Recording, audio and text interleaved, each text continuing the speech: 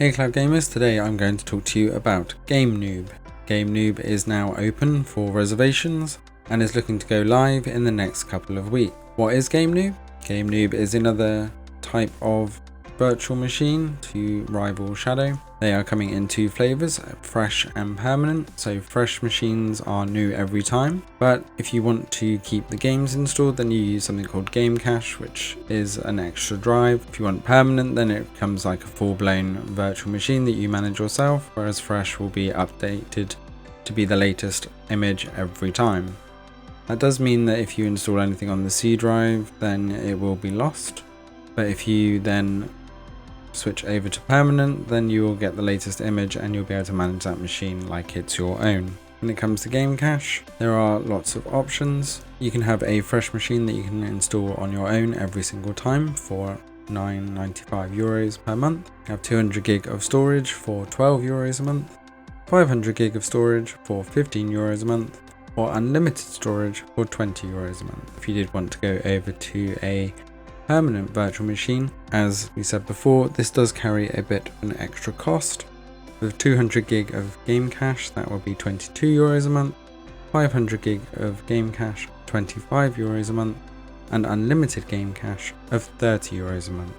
If you were going to compare this to another system, one of the most popular ones being Shadow PC, you will have to remember that every 250 gig of storage is an extra £3 per month, and if you're in Europe, that storage is non-existent and has been for some time. So if you do want that additional storage with Shadow PC, you are most likely on a waiting list with a lot of other people right now.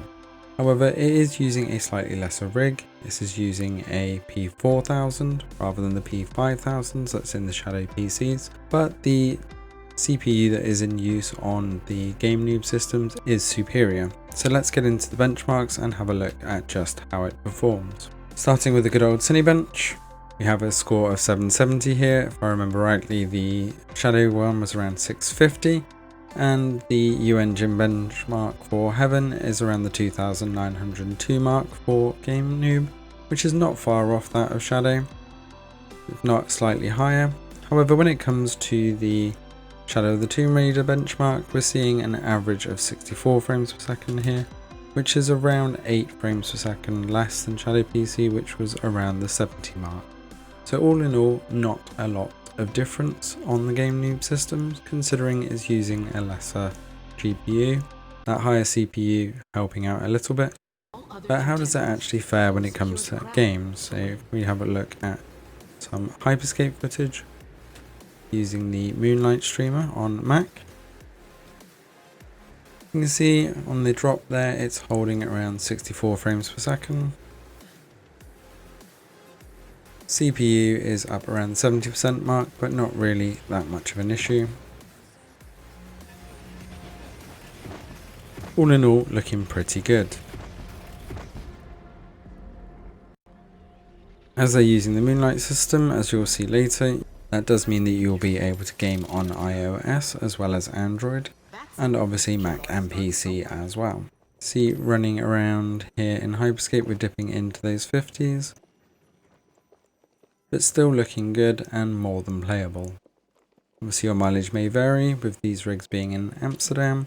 You will need to be based in Europe. Moving over to some Rogue Company gameplay.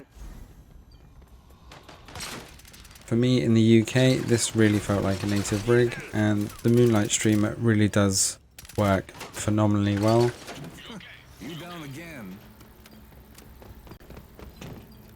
Even though my aim is still poor. Rogue Company has been a great game to be testing this on, and I have probably played more than my fair share of it on this rig.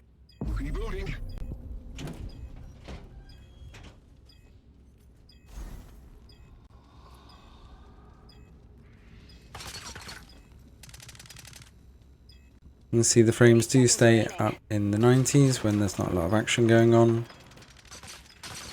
but it still dips down below the 60s occasionally as those action kicks in. But it being in Europe, meant it was much more playable than other systems that I've used here, and the quality stays high. Even getting some wins there in Rogue Company, so much so that I thought I'd give it a go on iOS. Now using a PS4 controller on iPhone, you can see that it also performed very well. Quality wise, it's harder to tell with it blown up to this side, but on my phone it looked pin sharp. I didn't get any frame drops, there was no input lag, it was like I was playing a native mobile app. And was great fun, to be honest.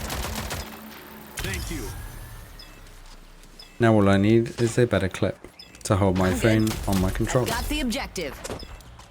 I'm down. This is 10 seconds remaining.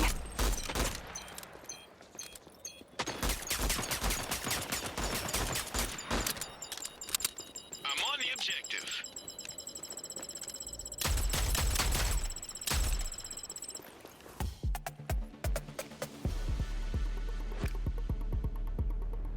Moving on to some Warzone footage.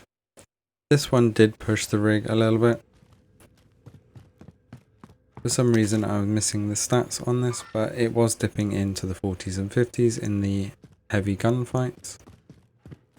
But again, still more than playable. What was noticeable is that the streamer really struggled, and I think it's partly to do with the graphics processor of the P4000 here. But stuff in the distance really did look a little bit blurry, and you could see the kind of pixelation of anything beyond probably 500-600 meters.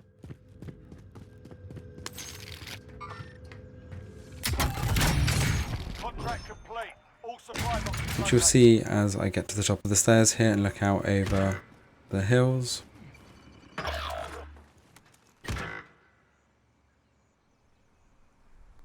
But it is extremely responsive, and again with the Moonlight streamer it is very responsive with no input lag. When we move over to iOS again, that distance seems to kind of disappear and the quality returns to pin sharpness. I think because it's on such a small screen, it really does just look good. And it feels like a native app again.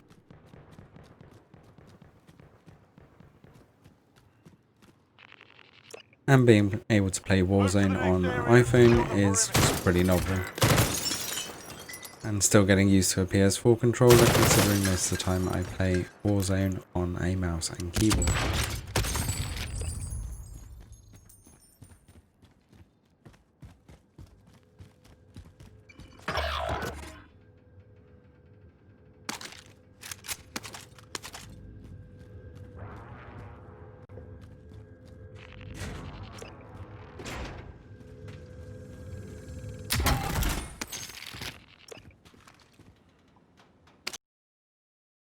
As we go over to Borderlands 3, using the Mac client again, I was not really able to run Borderlands 3 on the highest settings. It was a little bit too stuttery and would dip into the 20 frames per second on any type of gunfight. However, on medium settings you can see here it does hold up to 60 frames per second, with in the heavy gunfights dipping down. But it's more than playable and it still looks great at medium settings. As we get into the gunfight here, you'll see those frames starting to dip. But Borderlands 3 is still looking great on medium, and even when it drops down into the 20s temporarily in the heavy gunfights, it doesn't really stutter or really suffer any loss.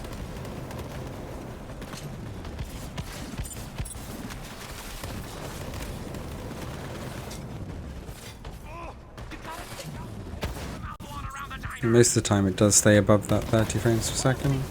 Again, the CPU and GPU not really having to think about what they're doing. Move over to some Borderlands 3 on iOS. Once again, it's feeling like a native game, and it was just an absolute blast to be able to play Borderlands 3 on my phone. rig I'm using has 500 gig of game cache, so it does still have a 250 gig C drive, so giving 750 gig overall, meaning that I could have plenty of games installed and switch between them on both Mac and mobile. Overall then, Gamenube is a great little system. It comes in a little bit more expensive than Shadow on a permanent rig basis, but you can have a lot more storage freely available. So once you factor in that storage, it really isn't much different. And if you're in Europe, then the likelihood is you'll probably want to try this. I would definitely be keeping hold of mine to do some more testing. Thanks for watching. Don't forget to subscribe to Cloud Gaming Extreme for all of the latest across all cloud gaming platforms, and I will see you next time.